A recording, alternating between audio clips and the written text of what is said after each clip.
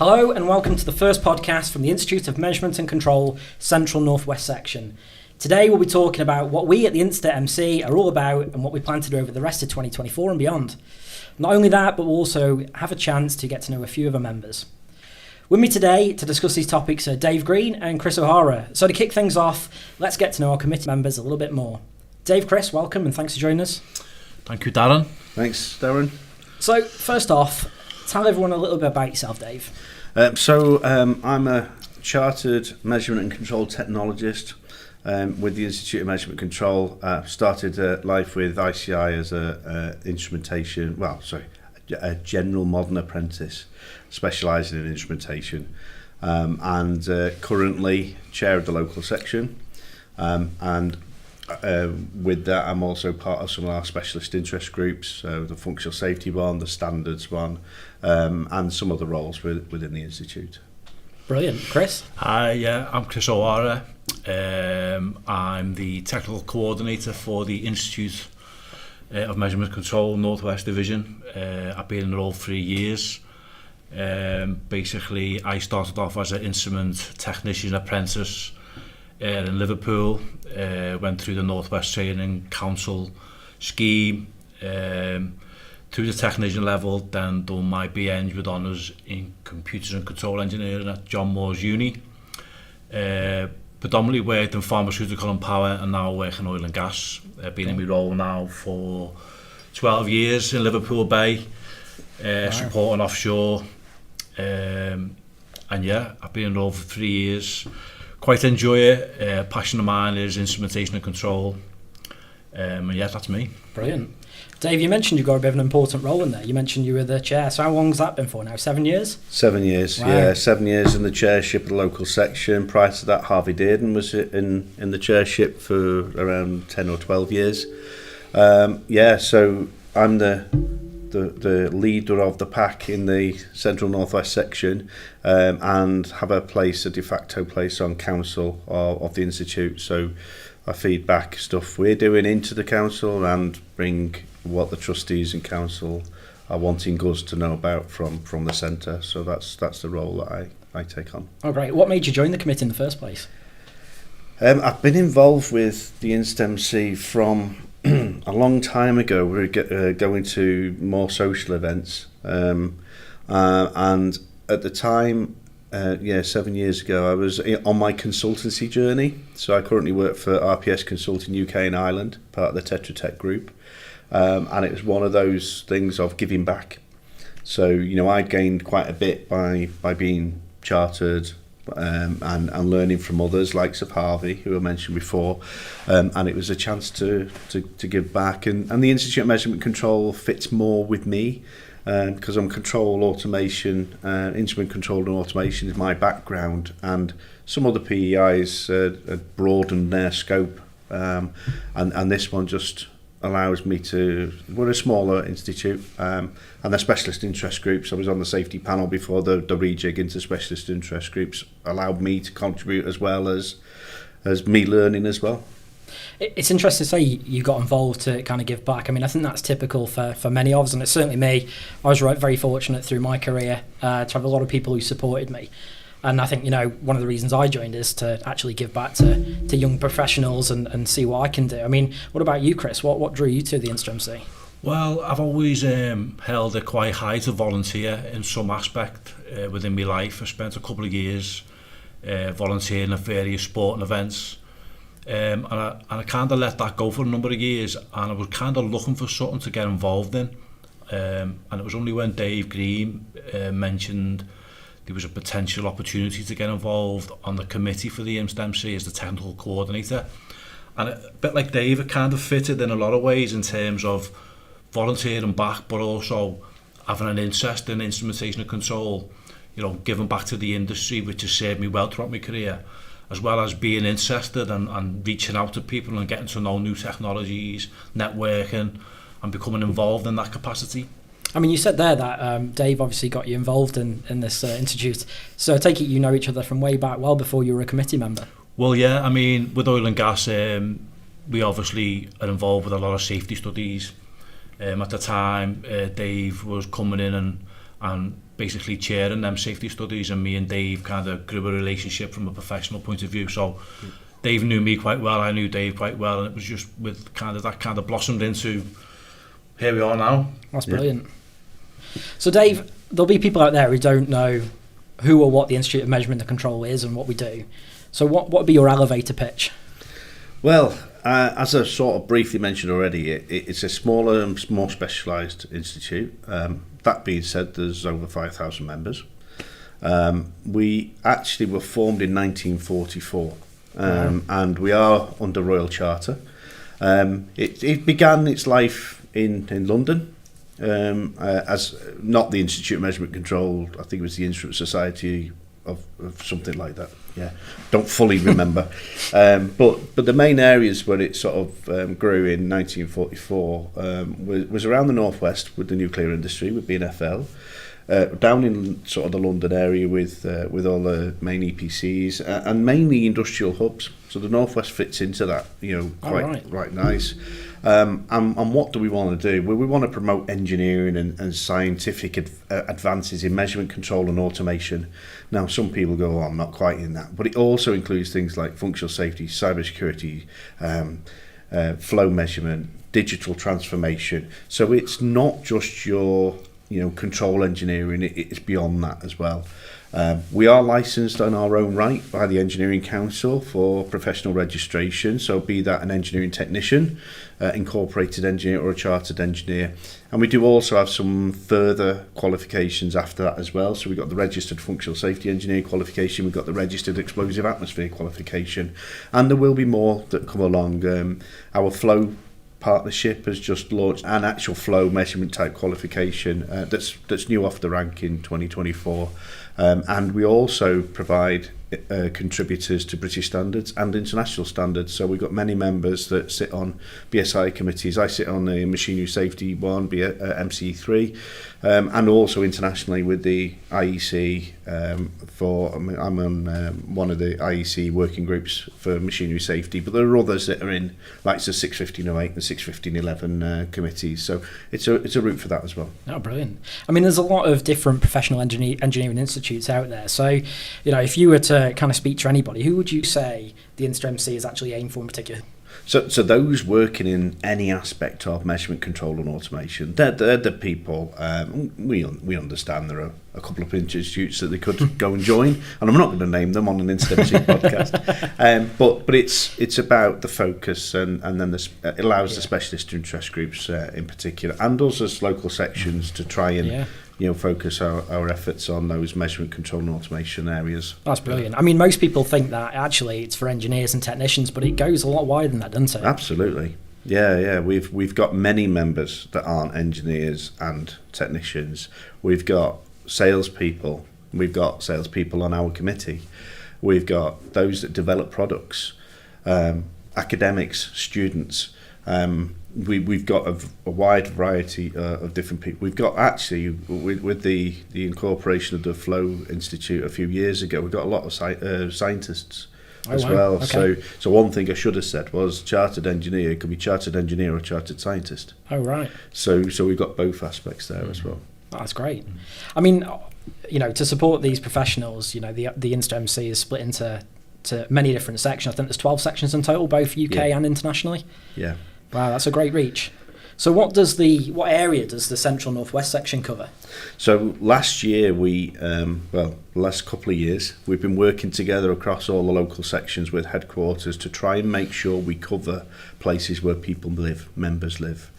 So within the UK, we've had some boundary changes, and that now means that Central Northwest section cover the northern boundary of Lancashire to the southern boundary of Cheshire, to the Greater Manchester boundary to the east, to Anglesey to the west. So we now incorporate the whole of North Wales, Merseyside, Greater Manchester, Cheshire, Lancashire. And the reason we stop at the Lancashire northern border is because we have our colleagues up in West Cumbria who cover Cumbria. So the northwest of England and North Wales is covered by our section and the Cumbrian section. It's a huge section. It's really. A huge section. We've got over 200 active members on our list, and we'd love to make that more. Absolutely. But that's where we are at the moment. Brilliant. I mean, Chris, obviously we got quite a large section in there. One of the things that obviously you bring to the table in the committee is the TED Talks, and that's one of the initiatives you run. So tell everyone a bit about the TED Talks. Yeah, well, the TED Talks are basically designed to provide our members with information. So what we now do is we have we try and aim for a TED Talk on a virtual basis to happen every month, where we have a vendor or a specialised engineer or scientist in a specific topic will come on and give an online virtual presentation of any interesting topics. They usually last around 45-50 minutes with a little bit of a Q&A at the end for our members. They are free. We do advertise them on the InstMC website as well as the LinkedIn page.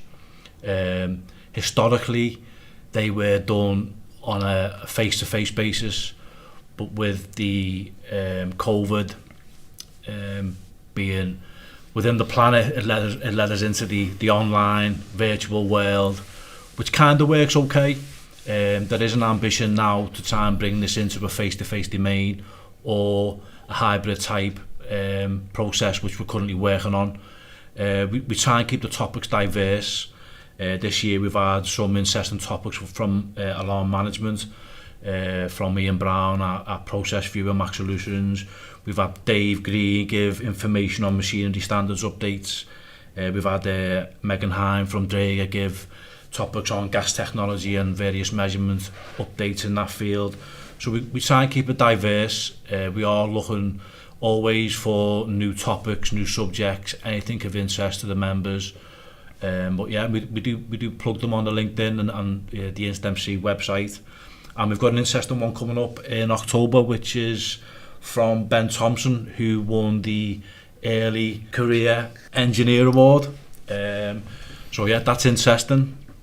And we've got another one in the pipeline in November by ObSWAT, who are a company who are interested and specialised in sheep dip technology. Wow, it's definitely diverse. Yeah. So yeah, it's really good. And we're always looking to enhance, develop. And as I touched on before, you know, we're looking to bring it more now into the face-to-face domain. We're kind of looking at various options which we've got interest in and companies willing to host us, shall I say, sorry.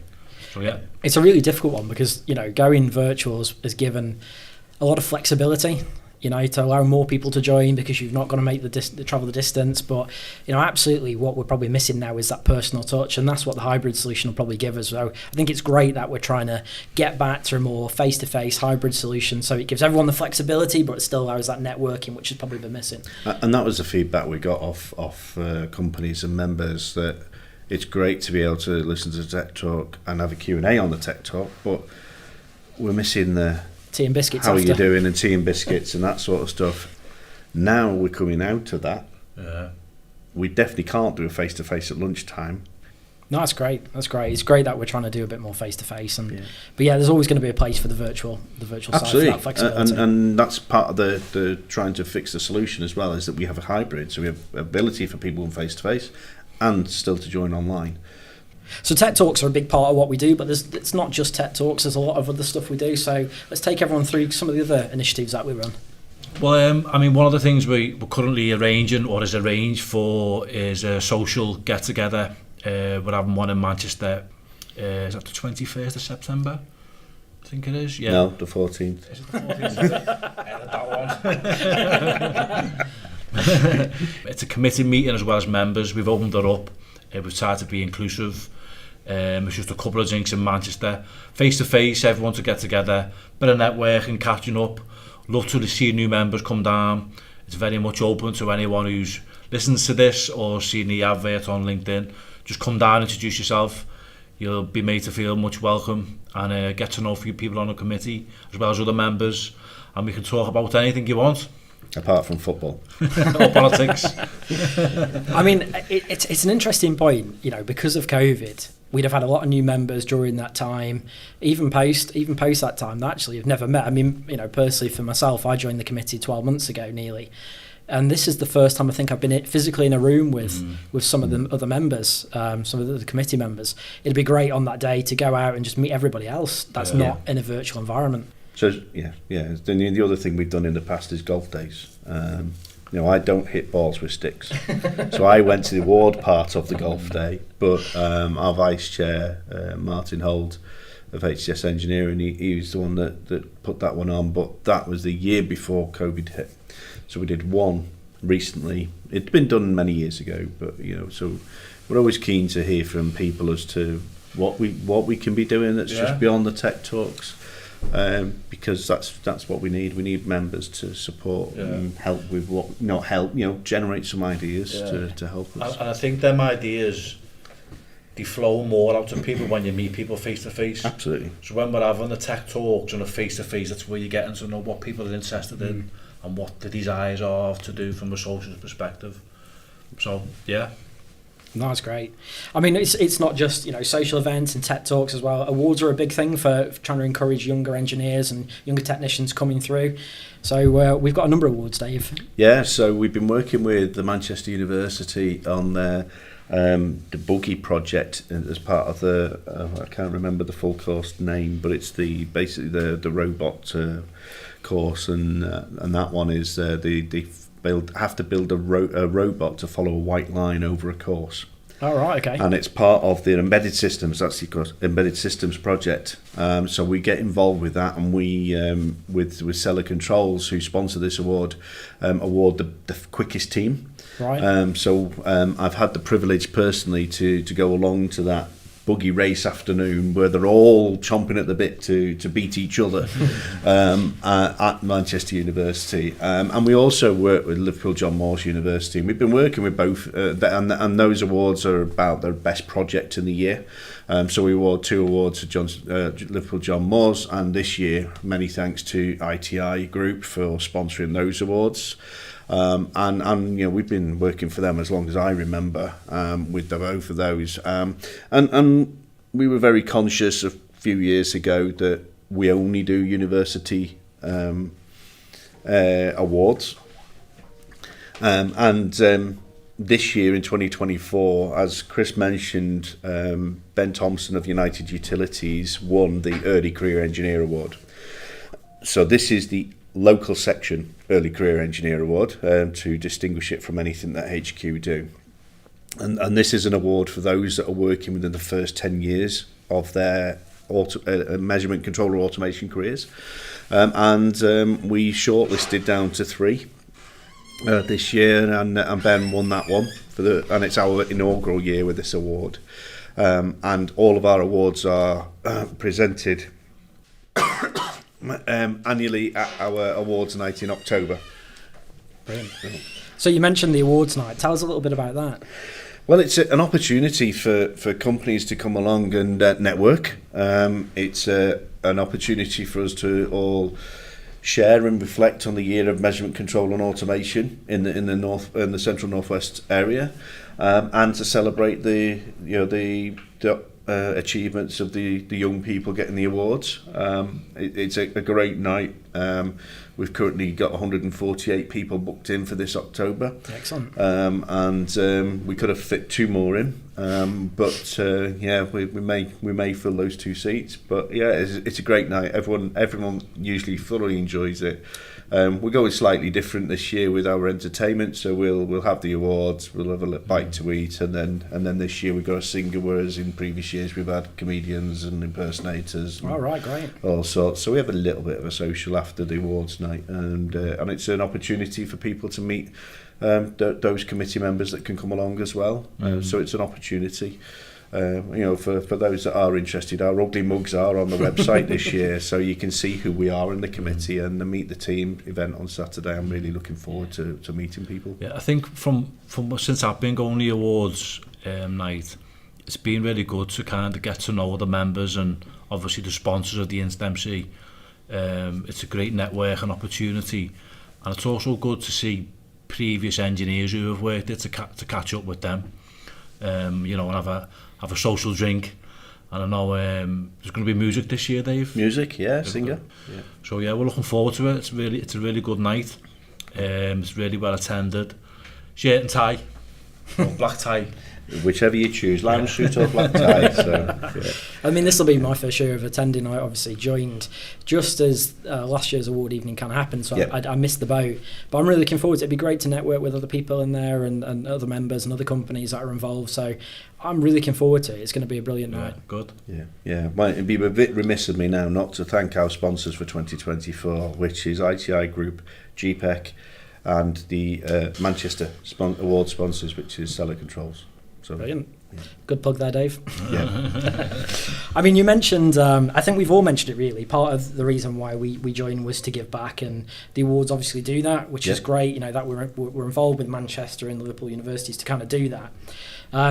But we do a lot more to just, to encourage young professionals and how to get them involved. So, Dave, just take us through some of the other things that we do. So, within early talks on this next one, we're trying to get more apprentices involved. We would love to have a younger person subcommittee. Now, every time I've tried to look at this, the persons or people that I've nominated as being younger persons have gone, Dave, I'm not really young. So, we've trying to reach out to younger people. We've supported the chain organisation over recent years. They've in the Northwest up until 2020, we're doing events in Manchester where all the PEIs came together, little stand, do some talks, and we've supported that. Great. Alongside like the InstMC, the civil engineers. So that's been a bit of learning and stuff, and we're also trying now to get young members. We try and keep the students on board. And also, if you're going through professional registration, we can provide supporting mentors to help people get through the professional registration process. I'd love to say that we've got loads of engineering technicians registered, but at the moment we don't have many. So I'd love to see that come through. And as is everything with engineering, we've got a skills shortage, we've got a member shortage in the younger members, and I would really love, and this is the first podcast, hopefully of many, and this is hopefully one way we're going to get more people involved. But in order to bring the younger ideas, we need the younger people to talk to us, and it's that vicious circle, isn't it? Of trying to get that done. And if we could get enough younger people involved and have a subcommittee, that then means that they feel more comfortable to help promote and do more activities for younger members, that'd be perfect. But did you know that student membership is free? Really? I didn't know As that. is apprentice membership. Okay, there you go. You've got no excuse. So there's no excuse not to sign up. And I've, I think, persuaded my niece to sign up as well, who's just gone into apprenticeship in mechatronics and automation. So so obviously something rubbed off that she went that way. I think though, I think what people need to be made aware of is when you do join, the access to various information on the website, on the LinkedIn pages, on the YouTube channels. It is significantly great. There is a lot of knowledge to be learned, and there's access to white papers. I mean, one of the areas I was really interested in is functional safety. And it gave me a wide, broad range of information that I didn't know that was there. It does help you understand your profession, and that was just one. The functional safety side, but there's others. There's others also just instrumentation and control. There's a lot of information there to be sourced and digested. And if you're interested in your profession and you hold it serious, then it's a good place to be looking at. I think everyone can get very focused on the day to day and kind of their area, but actually our institute covers so many different areas. It's such a big scope. So it's great that we've got a resource like that where people can go to and just learn more about everything really. Yeah. I mean, one thing to share is the technical talks are technical. They're not sales pitches, so you're not going to go to a technical talk for 45 minutes listening to someone telling you how many offices you've got in the world and who's the shareholders and all that lot. There's a little bit of that at the very beginning, but then it's a 45-minute technical presentation on something, so you learn something from it. It all goes down as continued professional development, for either heading towards INC Eng Tech or for maintaining those grades. We all work for businesses. I'm mentioning some businesses tonight because they've been supporting the work that we do, but we're not there for talking trade secrets. We're there for being professional engineers, networking with one another, in order to spread the love and the knowledge of measurement control and automation. Well, we've got to grow the talent. You mentioned it earlier. Absolutely. There's a shortage of good engineers out there, and the young people aren't coming through like they were years ago. We've got to encourage that again. And the institutes are a great format for that. It's a great platform for technicians, engineers to really get involved and advance their careers and build the next generation. So it's good that we can support something like that. Yeah. It's more of a community. We've all got a common interest in measurement control and all the industries and sciences around it, and it's just tapping into that community and just getting information where you need it, getting to know people who are specialists in certain areas, and having access to them if you need it. Yeah, absolutely. Yeah. It is. It's exactly that. Brilliant. Well, thank you both for joining me on this. This is our first podcast for the Institute of Measurement and Control, Central Northwest section. First of many, hopefully. For our first episode, it's been great to hear a little bit more about the Institute, and moving forward, we're definitely going to look at having different speakers and new subjects to dive right into. But thank you, Dave. Thank you, Chris, for joining me today. Thanks, Darren. You're welcome. And Dave, if people want to hear a bit more about us, how can they do that? Right, well, there's a few different ways we can do it. So we've mentioned a couple of times the LinkedIn page. If you search on LinkedIn, InstMC-Central Northwest, you'll find us. For actual membership information, if you go to instemc.org, there's a membership section. We also have a local section page there that we are trying to update, and there's our mug shots there and who's in the officer positions. There are 11 of us on the committee, I think. No, it can't be because it's not an odd number for photos. It's either 10 or 12, but we're all there. And then one of the other ways is you can reach out to me as the chair on email, which is cnw_chair@instemc.org. If you go to the LinkedIn page as well, there's a sign up option, and that signs you up to our roughly 3 newsletters a year via email. We don't spam everybody, but yeah, LinkedIn's the one where we're most active on, so you can see what's going on. So that's the main way of getting hold of us. Perfect. Thank you very much. Thanks, Darren. Thanks, Darren.